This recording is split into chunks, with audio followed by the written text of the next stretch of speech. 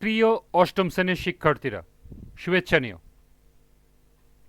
আজকে আমি তোমাদের 2025 সালের বিজ্ঞান বিষয়ের নতুন বই থেকে চতুর্থ অধ্যায় উদ্ভিদের বংশবৃদ্ধি, এখান থেকে বিভিন্ন সম্ভাব্য প্রশ্ন এর সমাধান নিয়ে আলোচনা করব, সেই সাথে এর কাজগুলো সমাধান করে দেব।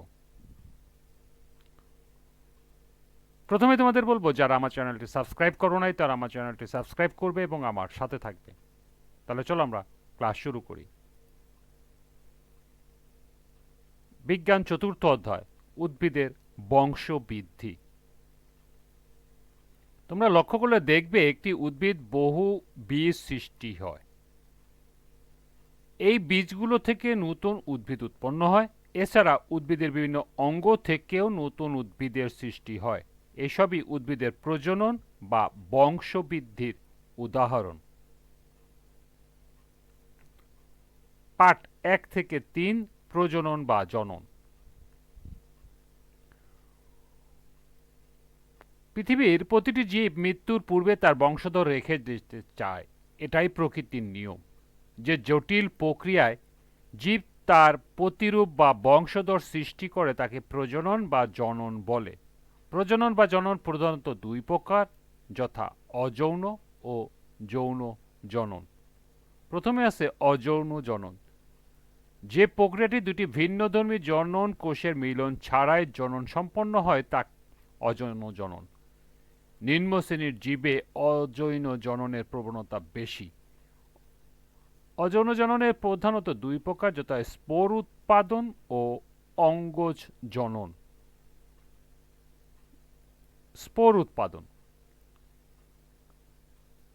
প্রধানত নিম্ন শ্রেণীর উদ্ভিদে স্পোর বা অণুজীব উৎপাদনের মাধ্যমে বংশ রক্ষা করার প্রবণতা বেশি দেখা যায়। উদ্ভিদের দেহকোষ পরিবর্তিত হয়ে অণুবীজবাহী একটি অঙ্গের সৃষ্টি করে। এদের অণুবীজস্থলি বলে। একটি অণুবীজস্থলিতে সাধারণত অসংখ্য অণুবীজ থাকে, তবে কখনো কখনো একটি থলিতে একটি অণুবীজ থাকতে পারে। থলির বাইরে অণুবীজ উৎপন্ন হয়, এদের বহির অণুবীজ বলে। অণুবীজগুলোর কোনো একটিতে কনিডিয়াম বলে। মাইকোর এ থলির মধ্যে অসংখ্য অণুজীব উৎপন্ন হয়। পেনিসিলিয়াম কনিডিয়া সৃষ্টির মাধ্যমে বংশবৃদ্ধি করে। এরপর হলো অঙ্গজ জনন। কোনো ধরনের অযৌন রেণু বা জনন কোষের সৃষ্টি না করে দেহের অংশ খণ্ডিত হয়ে বা কোনো অঙ্গ রূপান্তরিত হয়ে যে জনন ঘটে তাকে অঙ্গজ জনন বলে। এ ধরনের জনন প্রাকৃতিক নিয়মে বা স্বতঃস্ফূর্তভাবে ঘটলে তাকে প্রাকৃতিক অঙ্গজ জনন বলা হয়। যখন কৃত্রিমভাবে অঙ্গজ জনন ঘটানো হয় তখন তাকে কৃত্রিম অঙ্গজ জনন বলে। এখান থেকে তোমরা অযৌন জননের সংজ্ঞা, সেই সাথে স্পোর উৎপাদন এবং অঙ্গজ জননের সংজ্ঞাটি পড়ে নেবে। এরপর আছে প্রাকৃতিক অঙ্গজ জনন। বিভিন্ন পদ্ধতিতে স্বাভাবিক নিয়মে এই অঙ্গজ জনন দেখা যায়। যেমন এখানে প্রাকৃতিক অঙ্গজ জননের প্রকারভেদ দেওয়া আছে। লক্ষ্য করো, প্রথমে আছে দেহের খণ্ডায়ন। সাধারণত নিম্ন শ্রেণীর উদ্ভিদে এ ধরনের জনন দেখা যায়। স্পাইরোগাইরা, মিউকর ইত্যাদি উদ্ভিদের দেহে কোনো কারণে খণ্ডিত হলে প্রতিটি খণ্ড একটি স্বাধীন উদ্ভিদ হিসাবে জীবনযাপন শুরু করে। দুই হলো মূলের মাধ্যমে। কোনো কোনো উদ্ভিদ মূলের নূতন কোনো কোনো উদ্ভিদের মূল থেকে নূতন উদ্ভিদের সৃষ্টি হতে দেখা যায়, যেমন পটল, সেগুন ইত্যাদি। কোনো কোনো মূল খাদ্য সঞ্চয়ের মাধ্যমে বেশি মোটা ও রসালো হয়। এদের গায়ে কুড়ি সৃষ্টি হয় এবং তা থেকে নূতন উদ্ভিদ গজায়, যেমন মিষ্টি আলু। 3 নাম্বার, রূপান্তরিত কাণ্ডের মাধ্যমে। উদ্ভিদের কোনো অংশকে কাণ্ড বলে তা তোমরা নিশ্চয়ই জানো। তবে কিছু কিছু কাণ্ডের অবস্থান ও বাইরের চেহারা দেখে তা কাণ্ড বলে মনে হয় না। এরা পরিবর্তিত কাণ্ড, অর্থাৎ কোনো কোনো কাণ্ড দূর থেকে বা বাইরে থেকে আপাতদৃষ্টিতে কাণ্ড বলে মনে না হলেও সেগুলো হবে রূপান্তরিত কাণ্ড। বিভিন্ন প্রতিকূলতায় খাদ্য সঞ্চয় অথবা অঙ্গ জননের প্রয়োজনে এরা পরিবর্তিত হয়। এদের বিভিন্ন রূপ নিচে দেওয়া হলো। অর্থাৎ রূপান্তরিত কাণ্ডের মাধ্যমে যে অঙ্গ জনন হয় তার প্রকারভেদ হলো কয়েকটি। তার মধ্যে প্রথমটি হলো টিউবার। কিছু কিছু উদ্ভিদে মাটির নিচে শাখার অগ্রভাগে খাদ্য সঞ্চয়ের ফলে স্ফীত হয়ে কন্দের সৃষ্টি হয়, এদেরকে টিউবার বলে। এখান থেকে তোমরা টিউবারের সংজ্ঞাটা দেখে নিতে পারো। ভবিষ্যতে এই কন্দ জননের কাজ করে। কন্দের গায়ে ছোট ছোট গর্ত থাকে, এগুলো দেখতে চোখের মতো, তাই এগুলোকে চোখ বলা হয়। একটি চোখের মধ্যে একটি কুঁড়ি থাকে। আঁশের মতো অসবুজ পাতা বা শল্কপত্র কক্ষে এসব কুঁড়ি জন্মে। প্রতিটি চোখ থেকে একটি স্বাধীন উদ্ভিদের জন্ম হয়, যেমন আলু। এখানে একটি কাজ দেওয়া আছে, এটা একটি গুরুত্বপূর্ণ কাজ দেওয়া আছে, লক্ষ্য করো। আলু ও আদা থেকে কিভাবে অঙ্গ জনন ঘটে তা হাতে কলমে দেখাও। তো চলো এখন আমরা এই কাজের সমাধান দেখে নিই। এর সমাধান হবে আলু ও আদা থেকে কিভাবে অঙ্গ জনন ঘটে তা নিম্নে উপস্থাপন করা হলো।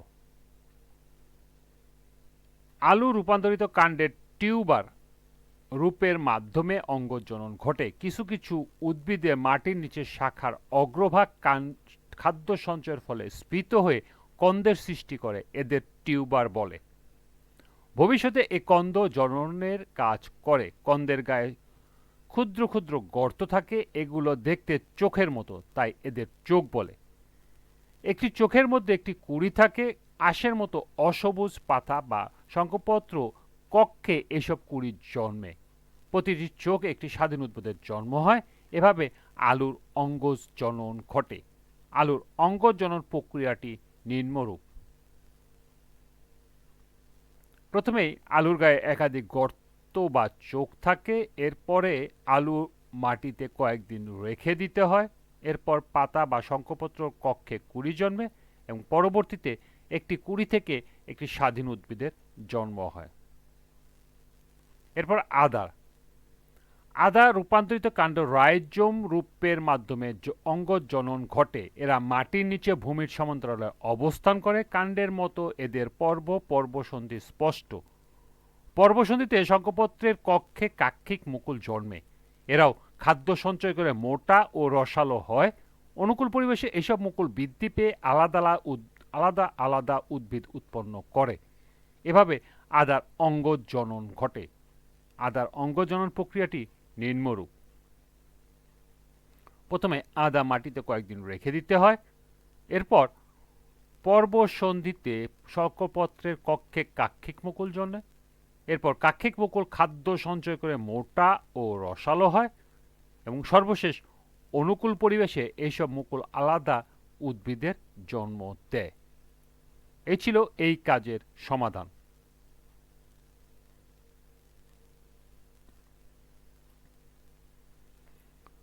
এরপর আছে রাইজোম। এরা মাটির নিচে ভূমির সমান্তরালে অবস্থান করে। কাণ্ডের মতো এদের পর্বসন্ধি স্পষ্ট। পর্বসন্ধিতে শল্কপত্রের কক্ষে কাক্ষিক মুকুল জন্মে। এরাও খাদ্য সঞ্চয় করে মোটা ও রসালো হয়। অনুকূল পরিবেশে এইসব মুকুল বৃদ্ধি পেয়ে আলাদা আলাদা উদ্ভিদ উৎপন্ন করে, যেমন আদা। কন্দ বা ভাল্ভ। এরাও অতি ক্ষুদ্র কাণ্ড। এদের কাক্ষিক ও শীর্ষ মুকুল নতুন উদ্ভিদের জন্ম দেয়, যেমন পেঁয়াজ, রসুন ইত্যাদি। এরপরে আছে স্টোলন। তোমরা কচুর লতি দেখে থাকবে, এগুলো কচুর শাখাকাণ্ড। এগুলোর জননের জন্য পরিবর্তিত হয়। স্টোলনের অগ্রভাগে মুকুল উৎপন্ন হয়। এভাবে স্টোলন উদ্ভিদের জননে সাহায্য করে, যেমন কচু, পুদিনা।